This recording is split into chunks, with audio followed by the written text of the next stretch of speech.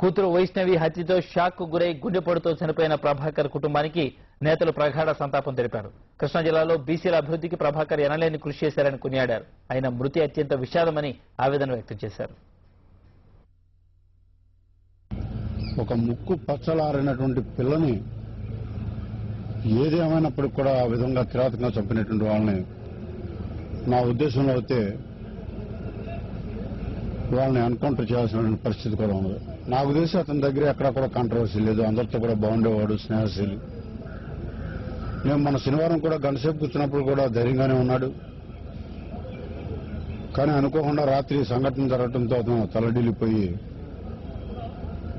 మరి ఈ రోజున మన మధ్య లేకుండా పోయాడు. జరిగినటువంటి వైష్ణవి హత్య, అలాగే తండ్రికి కూతురికి ఉన్నటువంటి ప్రేమ అనేది ఈ రోజు మన ఈ సంఘటన ద్వారా మనందరికీ కూడా అర్థమవుతుంది. ఆయన పాప దొరుకుతుందని ఒక ఆశతో ఉన్నాడు. అలాంటిది రాత్రి ఈ సంఘటన, ఈ వార్త తెలిసిన తర్వాత దిగ్బంధి గురయ్యి హార్ట్ అటాక్ వచ్చి దాని ద్వారా హాస్పిటల్ తీసుకోవడం ద్వారా ఆయన మృతి చెందడం జరిగింది. చాలా దురదృష్టమైన సంఘటన. ఆయనకి నాకు కూడా మంచి స్నేహం ఉంది. అనేక సంవత్సరాలుగా విజయవాడ నగరంలో సాంస్కృతిక కార్యక్రమాలు లేదంటే ఒక రకమైనటువంటి కళాపోషణ కింద ఆయన పేరుండేది. కిరాతకులు దుర్మార్గంగా పసిపాప వైష్ణవుని పట్టణ పెట్టుకోవటం, మరి అదేవిధంగా రాత్రి ప్రభాకర్ గారిని హాస్పిటల్ తీసుకురావడం, ఈరోజు మన మధ్య లేకపోవడం అనేది కూడా చాలా బాధాకరం. దీన్ని తీవ్రంగా ఖండిస్తూ ఎవరైతే ఈ నిందితులు ఉన్నారో వాళ్ళని, ఈ కిడ్నాపర్స్ని సుప్రీంకోర్టు జడ్జిమెంట్లు చాలా క్లియర్గా ఉన్నాయి. చాలా కఠినంగా శిక్షిస్తే తప్ప భవిష్యత్తులో ఇటువంటి సంఘటనలు పునరావృతం కాకుండా ఉంటాయి. దురదృష్టవశాత్తు ఈ సంఘటన జరగడం దారుణం. దాదాపు 30 సంవత్సరాలుగా విజయవాడ నగరంలో బడుగు బలహీన వర్గాలకి గౌతలచ్చన గారి అనుచరుడిగా, సహచరుడిగా ఆయన అనేక సేవా కార్యక్రమాలు వెన్నంటి ఉన్న వ్యక్తి, మంచి మనిషి. ఆయన కూతురు చనిపోవటం, ఇతను తీవ్ర దిగ్భ్రాంతికి గురయ్యి చనిపోవటం, అలాగే రాత్రి 10:30 ఆ ప్రాంతాల్లో ఈ హాస్పిటల్లో జాయిన్ చేసి ఈ రోజు ఉదయం చనిపోయే వరకు ఈ హాస్పిటల్ యాజమాన్యం ఎటువంటి మెడికల్ బులెటిన్స్ రిలీజ్ చేయకపోవడం మమ్మల్ని ఆందోళనకు గురి చేస్తా ఉంది. దుర్మార్గుల కిరాతకానికి బలైన చిన్నారి వైష్ణవి చివరకు అస్థికలుగా మిగిలింది. పాపను దారుణంగా హత్య చేసి తగిలిబెట్టిన శ్రీనివాసరావు, అతని అనుచరులు మృతదేహం ఆనవాళ్లు దొరకకుండా గుంటూరులోని శారదా ఎంటర్ప్రైజెస్ లో పడేశారు. ఆటనగర్లోని ఫ్యాక్టరీలో ఇనుము కరిగించే బాయిలర్లో ఉన్న పాప మృతదేహం పూర్తిగా కాలి బూడిదైంది. కొన్ని ఎముకలు మాత్రమే దొరికాయి. వీటిని ఫోరెన్సిక్ నిపుణులు సేకరించి హైదరాబాద్ ల్యాబ్ కు పంపారు. ఎముకల ఆనవాళ్ల ఆధారంగా మృతురాలి వయస్సు, మృతదేహం వైష్ణవిది కాదా అన్న నిర్ధారణ చేయాల్సి ఉంటుందని నిపుణులు చెప్పారు.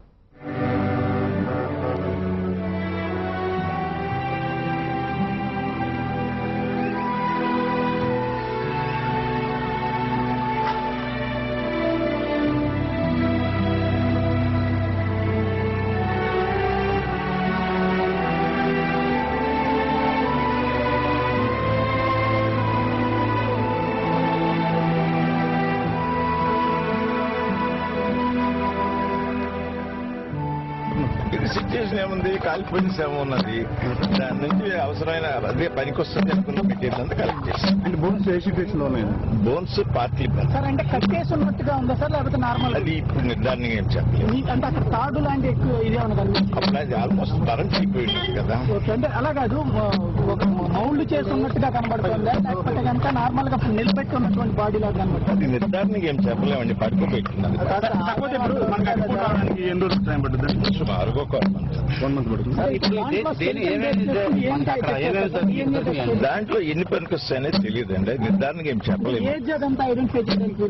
అది ప్రస్తుతానికి నిర్ధారణకి ఏం చెప్పలేమండి. దాదాపు పరీక్షల్లో చేసేటువంటి పరీక్షల్లో చెయ్యాలి కదా, ఇంక చేయలేదు కదా. ఇంత ఏజ్ అయ్యి అనుకుంటారు, ప్రయత్నం చేస్తాం. వైష్ణవ మృతితో విజయవాడలో ఆమె చదువుతున్న ఎన్ఎస్ఎం స్కూల్లో విషాదం అలముకుంది. మొన్నటి వరకు తమతో ఆడి పాడిన తమ స్నేహితురాలు హత్యకు గురైందన్న వార్తతో వారు షాక్ అయ్యారు. చిన్నారి మృతికి సంతాపంగా స్కూలుకు సెలవు ప్రకటించారు. వైష్ణవి హత్య తమను కలిచివేసిందని విద్యార్థులు, టీచర్లు అంటున్నారు. 4వ తరగతి చదువుతున్న పాప నాగవైష్ణవి దారుణ హత్యకు గురవడం వారి పాఠశాలలో కూడా అందరిలో కూడా తీవ్ర దుఃఖ సాగరంలో ముంచేసింది. చిన్నతనం నుంచి ఎల్కేజీ నుంచి కూడా పడమట్లోని ఎన్ఎస్ఎం పబ్లిక్ స్కూల్లో చదువుతుంది ఆ పాప. చిన్నతనంలో ఎల్కేజీ చదివే సమయంలో కూడా ఒకసారి ఇలా కిడ్నాప్ గురైనప్పటికీ కూడా అప్పుడు క్షేమంగా బయటకు వచ్చింది. అదేవిధంగా ఇప్పుడు జరిగిన సంఘటనలో కూడా పాప క్షేమంగా బయటకు వస్తుందని చెప్పి ఇక్కడ స్కూల్ టీచర్లు కానీ యాజమాన్యం కానీ భావించడం జరిగింది. అయితే ఈసారి అనుకోని విధంగా దురదృష్టవశాత్తు కిడ్నాపర్లు తమ పైశాచికత్వాన్ని చూపించారు. దీంతో ఆమె ప్రాణాలు కోల్పోవడం రావడం జరిగింది. ఇక్కడ మనం ఒకసారి పరిశీలిస్తే ఎన్ఎస్ఎం స్కూల్ కి ఈ రోజు సెలవు ప్రకటించడం జరిగింది. అదేవిధంగా టీచర్లందరూ కూడా చాలా బాధాతప్త హృదయంతో ఉన్నారు. విద్యార్థులు సహచర విద్యార్థులందరూ కూడా చాలా దుఃఖంలో మునిగిపోయారు. వీరందరూ కూడా ఒకసారి వీరిని అడిగి వీళ్ళు స్పందన తెలుసుకున్నారు. సార్, మీకు నాగవైష్ణవి ఎప్పటి నుంచి చూస్తున్నారు? ఎలాంటి మనస్తత్వం కలిగి ఉంటుంది? ఎలాంటి ప్రవర్తన ఉంటుంది తనలో? నాగవైష్ణవి చాలా మృదు స్వభావి, చాలా హ్యాపీగా ఉంటుంది, సంతోషంగా ఉంటుంది. క్లాస్లో పిల్లలందరితో కూడా కలిసిమెలిసిగా చాలా స్నేహపూర్వకంగా ఉంటుంది పాప. ఎప్పుడు కూడా ఎప్పుడు కూడా అందరికీ కూడా సాయం చేసే విధంగా, ఎవరికి ఏదైనా సాయం కావాలంటే వెంటనే చేయటం కానీ, చదువు విషయంలో కానీ, లేకపోతే కనుక వాళ్ళకి వేరే విషయాల్లో కూడా ఎప్పుడు తోడుగా ఉండే పాప అన్నట్టు. వైష్ణవి నా బెస్ట్ ఫ్రెండ్. ఎల్కేజీ నుంచి నేను చాలా బెస్ట్ ఫ్రెండ్స్.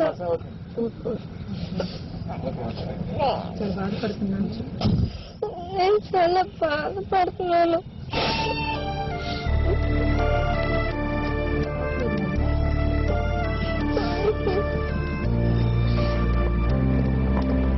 చాలా బాధపడుతున్నాం. ఇలా జరుగుతుందని ఊహించలే. అసలు చాలా షాక్ గురైపోయాం. అమ్మాయిలు ఏదో స్కూల్లో ఇంకా తిరగదు అనేది మేము ఊహించలేకపోతున్నాం అండి. చాలా బాధగా ఉంది. అసలు ఎవరు అసలు మాట్లాడే స్థితిలో కూడా లేరండి. చాలా మిస్ అవుతున్నాం తన్ని. చాలా మంచి పిల్ల, చాలా యాక్టివ్ గా ఉంటుంది, చాలా బాగా రియాక్ట్ అయ్యేది అన్నిటికీ, చాలా హెల్ప్ చేసేది అందరికీ. తను లేకపోవటం అసలు ఊహించలేకపోతున్నాం. చాలా బాధగా ఉంది.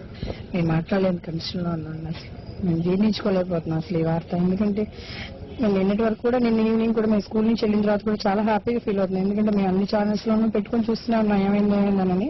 కానీ అప్పటి వరకు కూడా జస్ట్ మాకేమనిపించిందంటే ఇంకా వస్తుంది అనే దాంట్లోనే ఉన్నారు. వస్తుందని సమాచారం కూడా అందింది అని కూడా ఒక ఛానల్లో మేము చూసాము.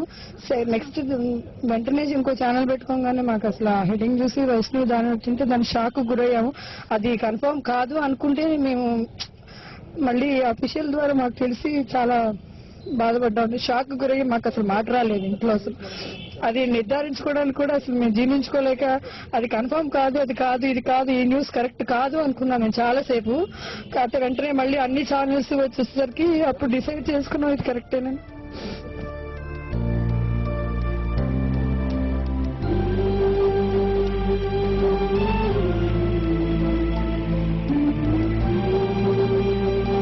జరిగిన సంఘటన వీరందరినీ కూడా చాలా దుఃఖంలో ముంచివేసింది. ఇది మన కుటుంబ సభ్యులతో పాటు వీళ్ళు కూడా తమ ఆప్తులను కోల్పోయిన బాధలో వీళ్ళందరూ విషాదంలో మునిగిపోయారు. దీనికి సంబంధించి ఈ లోటు ఎవరో తీర్చలేదనేది కూడా వీళ్ళందరూ భావిస్తున్నారు. Over to studio. ఆ ఇంట్లో నవ్వులు బోసిపోయాయి. 10 ఏళ్ల పాప కాళ్ల పట్టీల సవ్వడులు ఆగిపోయాయి. పాశవికంగా హత్యకు గురైన వైష్ణవి తండ్రి గుండె పగిలింది. కన్నబిడ్డను కసాయిలు బలి తీసుకోవడంతో తట్టుకోలేక ప్రభాకర్ కన్నుమూశాడు. ఇప్పుడు ఆ ఇంట్లో రోదనలే మిగిలాయి. 3 రోజుల క్రితం వరకు ఈ ఇల్లు బృందావనం. 2 పిల్లల అల్లరితో, కేరింతలతో సందడిగా ఉండేది. మెరుపు మెరిస్తే, వాన కురిస్తే, ఆకాశాన హరివిల్లు విరిస్తే సంబరపడిపోయే పిల్లలు వైష్ణవి, సాయితేజ.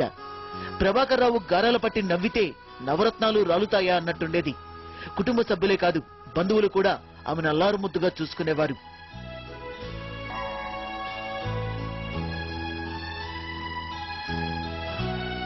రోజులాగే మమ్మీ డాడీలకు బాయ్ చెప్పి అనుతో కలిసి కారులో స్కూల్ కు బయలుదేరింది. ఇక మళ్లీ ఇంటికి తిరిగి రాలేదు. పాపం పుణ్యం ప్రపంచ మార్గం ఏమీ తెలియని వైష్ణవిని మానవ మృగాలు బలి తీసుకున్నాయి.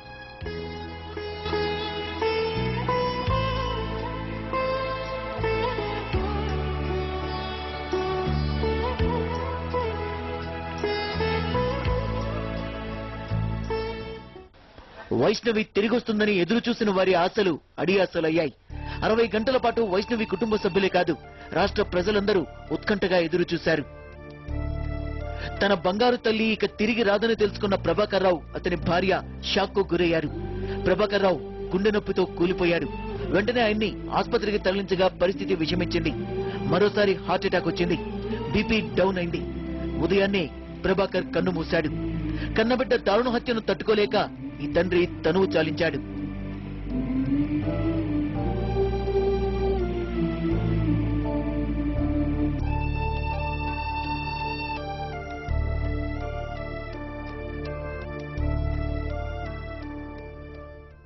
వైష్ణవిని అత్యంత కిరాతకంగా హత్య చేశారని తెలిసిన తర్వాత ప్రభాకర్ రావు కుటుంబమే కాదు, పిల్లలు గల తల్లులందరి గుండెలు ఒక్కసారిగా అవిసిపోయాయి.